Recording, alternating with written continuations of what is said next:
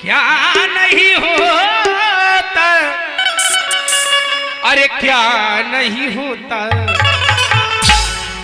भक्त ने कहा कि भगवान के नाम लेने से क्या नहीं होता, क्या नहीं होता हो, क्या नहीं होता, अरे क्या नहीं होता।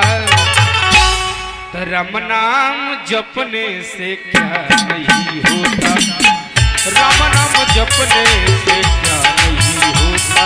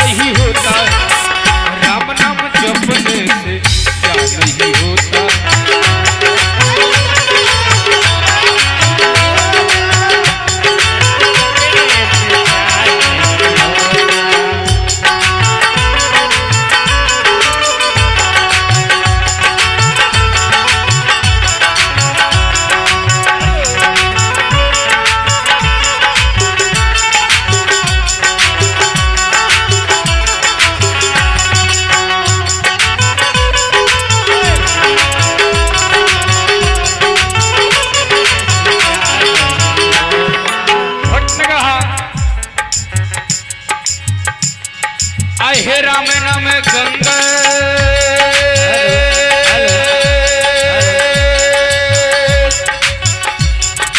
हे गंगा गंगा गंगा गंगा गंगा। आए राम नाम गंगा में जो भी नहाइए, अर्थ धाम तीर्थ धर्मों का पद पाए, अर्थ धाम तीर्थ धर्मों का पद पाए।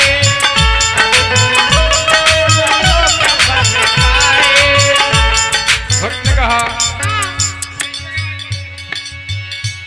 हे राम नाम गंगा में जो भी नहाए,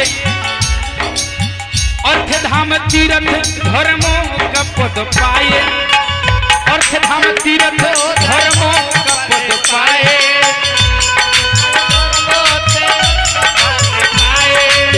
भक्त ने कहा कि राम नाम गंगा में जो भी नहाए, अर्थ धाम तीर्थ धर्मों का पद पाए। अरे हनुमत के हृदय में, हो हनुमत के हृदय में, हनुमत के हृदय में राम छवि सोता, राम नाम जपने से क्या नहीं होता।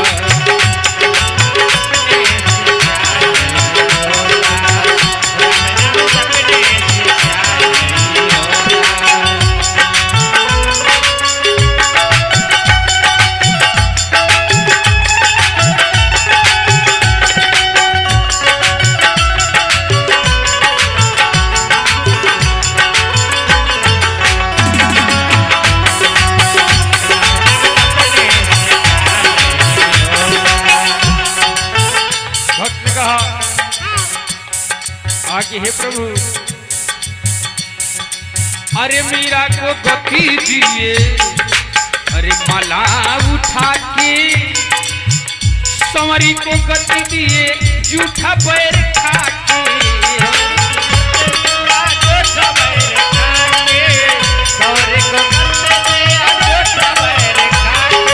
भक्त ने कहा हो मीरा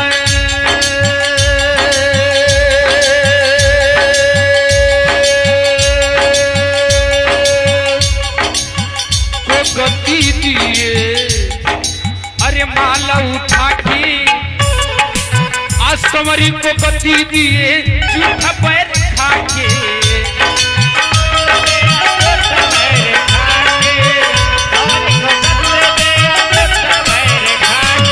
भक्त ने कहा आकाते चलो जग में,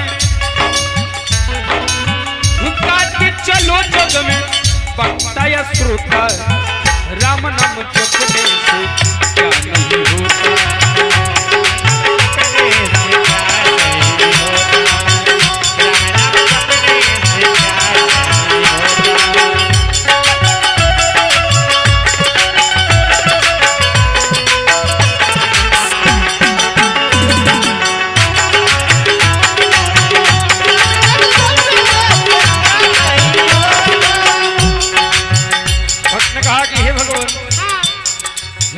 भाई पंखा है मैं घुमा दे।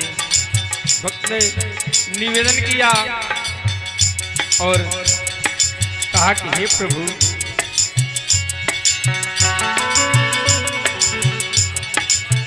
ध्रुव प्रहलाद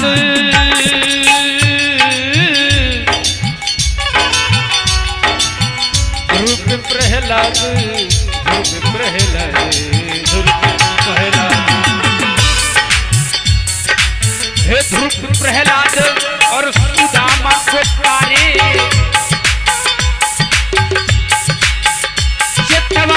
मारे और गगन उगारे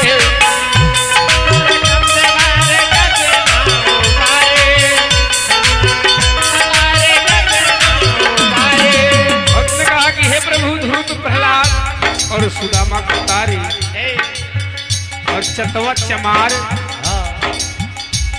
भक्त ने कहा कि चतवा चमार और गनिका उबारी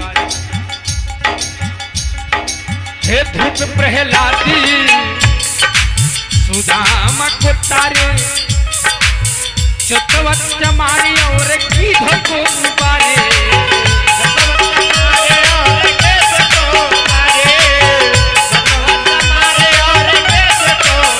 भक्त ने कहा कि हे भगवान आकाश चलो